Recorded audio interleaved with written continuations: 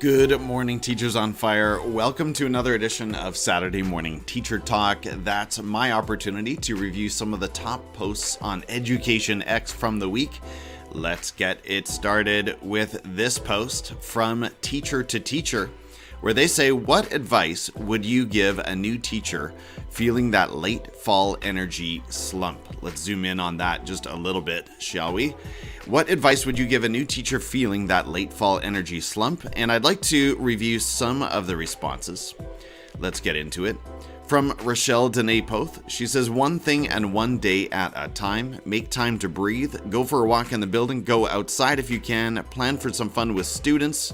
Do a brain break icebreaker. Julie Woodard says, do something to celebrate your students. Showcase their classwork. Create a mural of their learning. Make a video of their progress. Celebrating what they learned will boost you too. You'll be encouraged by celebrating them. Love that advice. Thank you, Julie. Ramia Richmond says, advice for a new teacher feeling the late fall energy slump is to explore the use of AI tools to increase productivity, streamline tasks, and maximize your time. If that suggestion overwhelms you, stick around in the broadcast. Peter Weller says, it's not just new teachers feeling this. We're all there. Take a wellness day and prioritize your health. Hobbs at Educator Hobbs says, to any new teacher facing a late fall energy slump, my advice would be to remember your why, the reason you chose this path. Additionally, prioritize work-life balance to avoid burnout and stay motivated.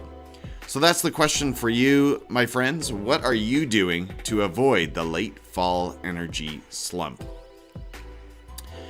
Moving to Annick Rauch, who recently released PheMOMenal Teacher. Yes, I said that correctly. PheMOMenal Teacher. She is a teacher, full-time teacher in Winnipeg, Manitoba, and mother of 4 boys. How does she get it all done? How does she stay sane? You'll need to pick up her book, PheMOMenal Teacher, to find out more about it. She posts this, why did I run tonight after spending 11 hours at school working on report cards? Because of my mental health. Didn't want to, but so glad I did. And I can see she's using the same watch I am and clocked in at 34 minutes, 5 kilometers for our American friends. That's about 3 miles. Way to go, Annick. After a day of report card writing, 11 hours to be exact, that is a good solution, I would say. Moving to the area of assessment, I've got some of my favorites lined up here, and some of them are a little punchy, which I always enjoy. Tyler Rablin at Mr_Rablin says, I used to think the big assessment that covered a bunch of standards at the end of the unit was what really mattered. Now that's just a box to check for school expectations. I care a lot more about the smaller tasks that give me targeted evidence along the way. This comment was so timely when I reflected on it yesterday, because I saw in a Facebook group a friend of mine raising the question about tests in English. How do we use them effectively to focus on standards? And one of my responses is simply this: why do we even need tests in English classes or courses? Something to think about. If we are focused on evidence that matches against the learning standard, a test may not be the most effective way to measure that learning. So I like what Tyler's saying here. The traditional test that covers a handful of standards all at one time and then delivers one score at the top of the page may not be the most useful tool to use.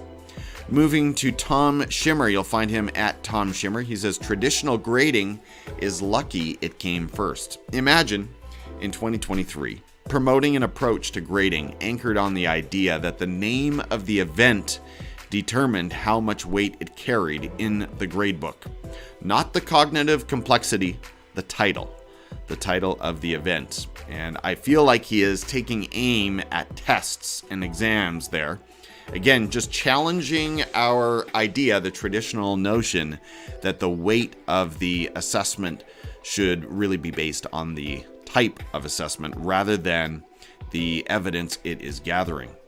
Josh Tovar is here this morning. Always appreciate seeing this brother. He says, Buenos dias, hermano. Greetings from Garland ISD in Texas.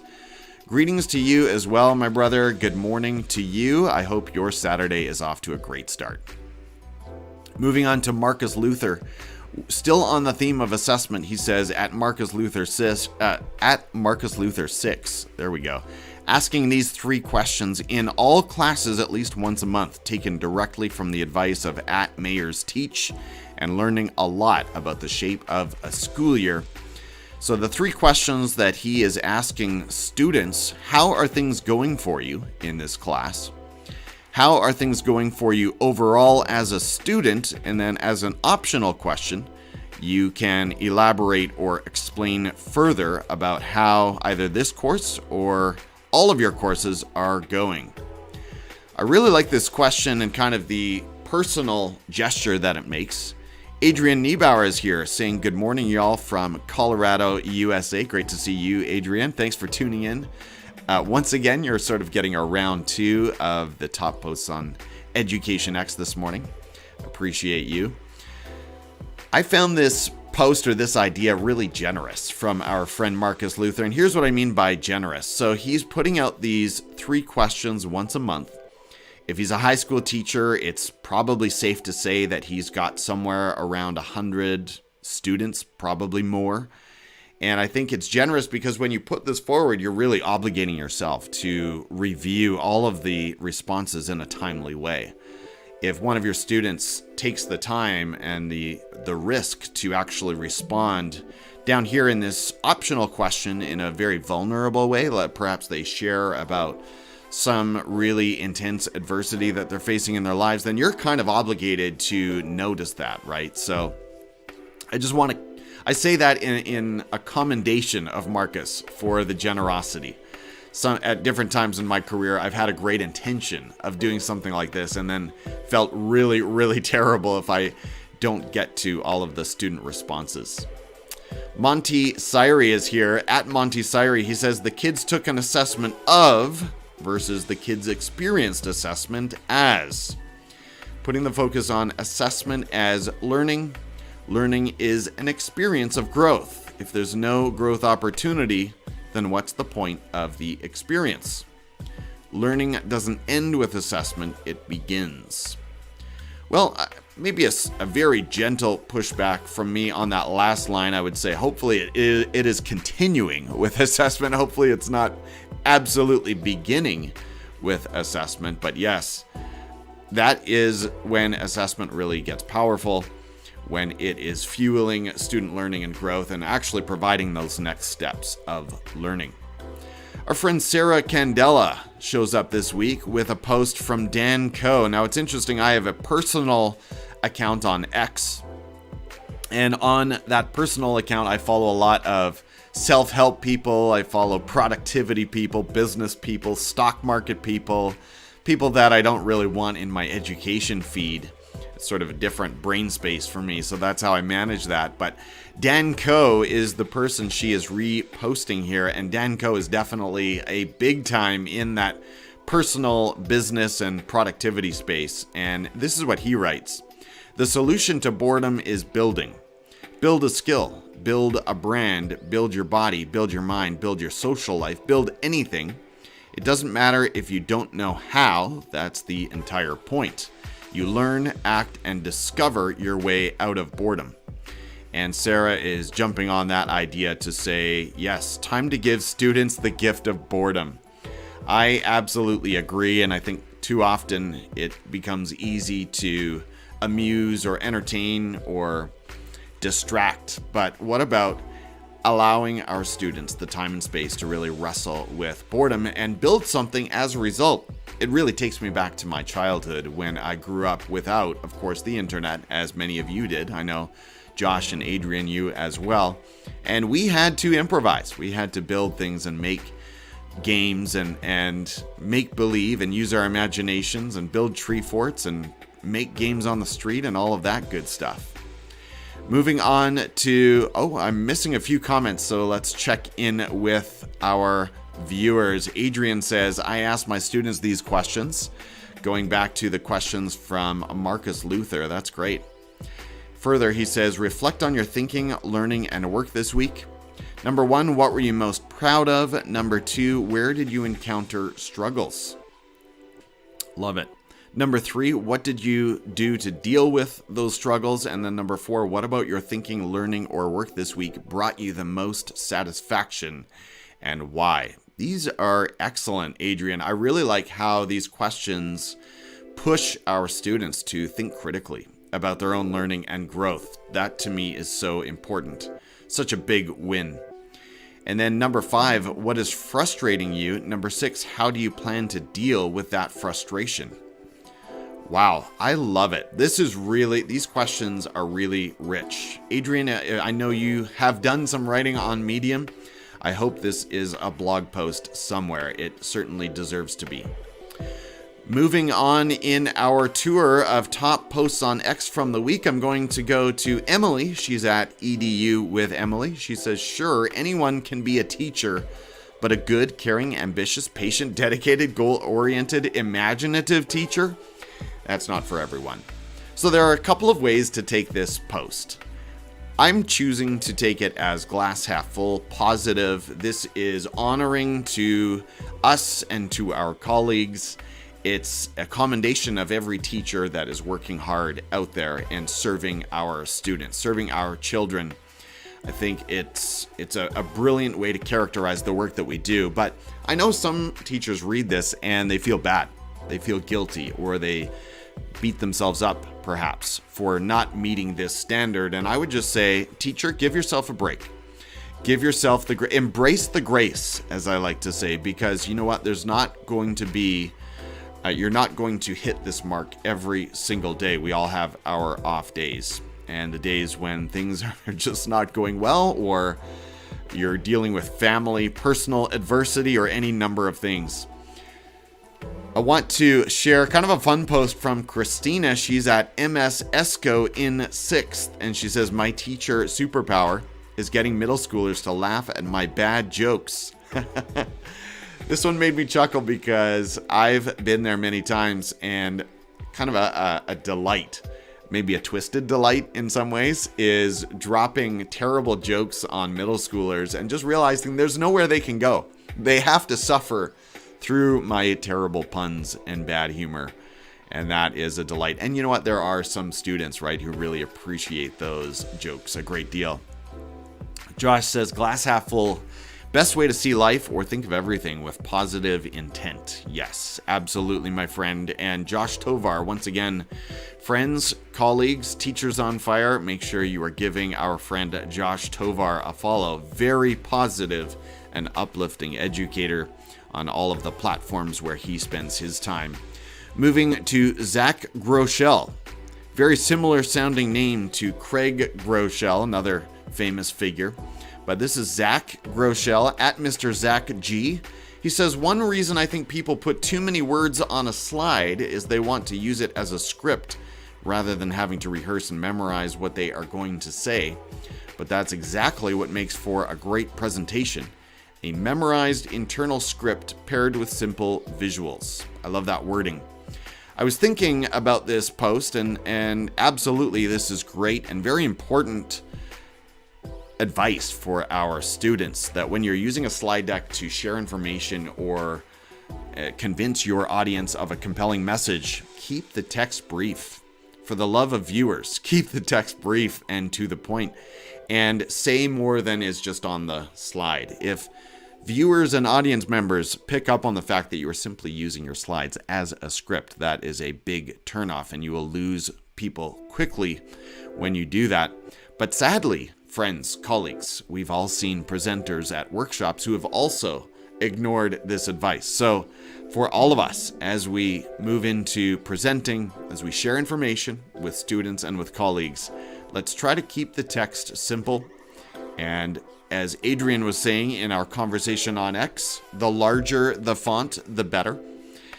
Make sure the people at the back can see it clearly.